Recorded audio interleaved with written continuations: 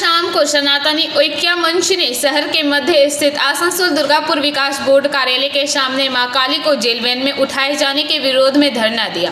भाजपा विधायक लक्ष्मण घरुई, युवा नेता पारिजात गंगोपाध्याय और भाजपा नेता सुमंत मंडल इस विरोध प्रदर्शन का नेतृत्व कर रहे थे। विधायक लक्ष्मण घरुई ने कहा कि हम उन लोगों के खिलाफ सड़कों पर उतरे हैं जो लगातार सनातन धर्म पर हमला कर रहे हैं।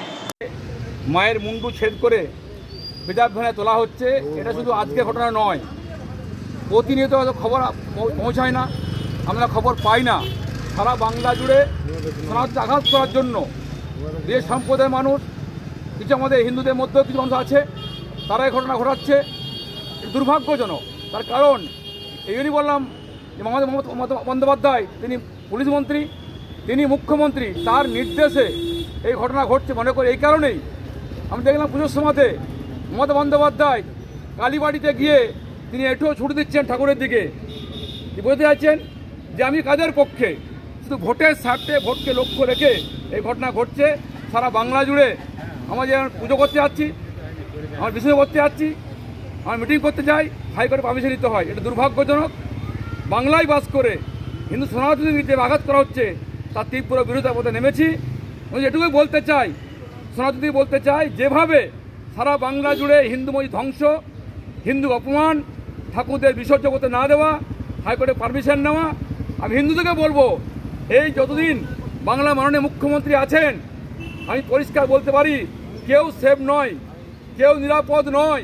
তাই সমস্ত হিন্দুকে বলবো, যারা মন্দির পুরোহিত আছেন, যারা হিন্দুদের দেবী পুজো করেন, যারা মেম্বার আছেন, সবাইকে বলবো এখন থেকে যতদিন না মুখ্যমন্ত্রী পদত্যাগ না হবে, যতদিন মুখ্যমন্ত্রী চেঞ্জ না হবে, সমস্ত হিন্দুরা মন্দিরে মন্দিরে পাহারা ব্যবস্থা করুন। না হলে সেই মন্দির ধ্বংস করা, সেই ঠাকুর চুরি করে নেওয়া, সোনা চুরি করে নেওয়া, এই ধরনের কাজ চলবে। আহ্বান করছি আগামী দিনে সারা বাংলা জুড়ে সনাতনীদের বলবো, দুর্গা মন্দির, কালী মন্দির, মনসা মন্দির, শিব মন্দির, যে মন্দির হোক না কেন মন্দিরের পাহারা দেওয়ার চেষ্টা করুন। আমরাও পাহারা ব্যবস্থা করবো।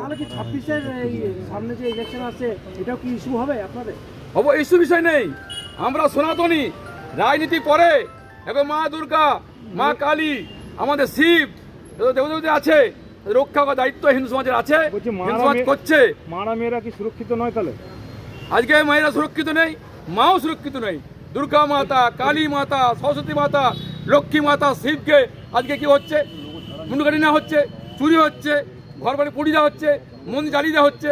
অর্থাৎ যতদিন মুখ্যমন্ত্রী থাকবেন, পুলিশ মন্ত্রী থাকবেন, এই বাংলা কেউ সেফ নয়, না মায়েরা না মেয়েরা। ভাই মাও সেফ নয়, মেয়েরাও সেফ নয়।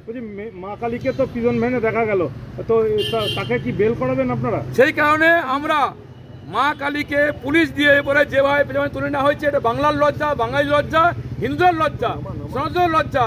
সেই জন্য আমরা 1 ডজন আমরা উকিলকে নিয়ে এসেছি। সেই মা কালীকে আমরা বেল করাবো, তার পদক্ষেপ নিয়েছি। তার সনাতনী ঐক্যমঞ্চ যেভাবে কাজ করছে, আজ দুর্গাপুরে আমরা একের পর এক, এরপর থেকে শুরু হবে। এখন যাবো আমরা বাজারে যাবো, সেখানে বিক্ষোভ আছে। আগামী দিনে সারা বাংলার বিক্ষোভ শুরু হয়েছে, আমরা বিক্ষোভে সামিল হয়েছি। বার্তা একটাই, আবার বলছি, সনাতনীদের বলবো সজাগ থাকুন, তৈরি থাকুন। যেভাবে মাকে, মেয়েকে অপমান হচ্ছে, এই বাংলায় কেউ সেফ নয়। তাই বলুন, বেল করাবো, আমরা বেল করাবো। তার রাস্তা নেমেছি, মানুষকে আহ্বান করছি আসুন, সমস্ত অ্যাডভোকেটদের নিয়ে, মাতৃশক্তিদের নিয়ে, আমরা সমস্ত সনাতনীকে নিয়ে আগামী দিনে আমরা কোর্টে এর মুখ করবো, বের করার চেষ্টা করবো। সেই কারণে আগে সোজা করার জন্য রাস্তা নেমেছি। মায়ের বেল নেবো, মেয়ে এবং মা। আমাদের মারা ধর্ষিত হচ্ছে, বোন ধর্ষিত হচ্ছে, মাও সেফ নেই। তো মা, মেয়ে, সনাতনীরা কেউ সেফ নেই এখানে।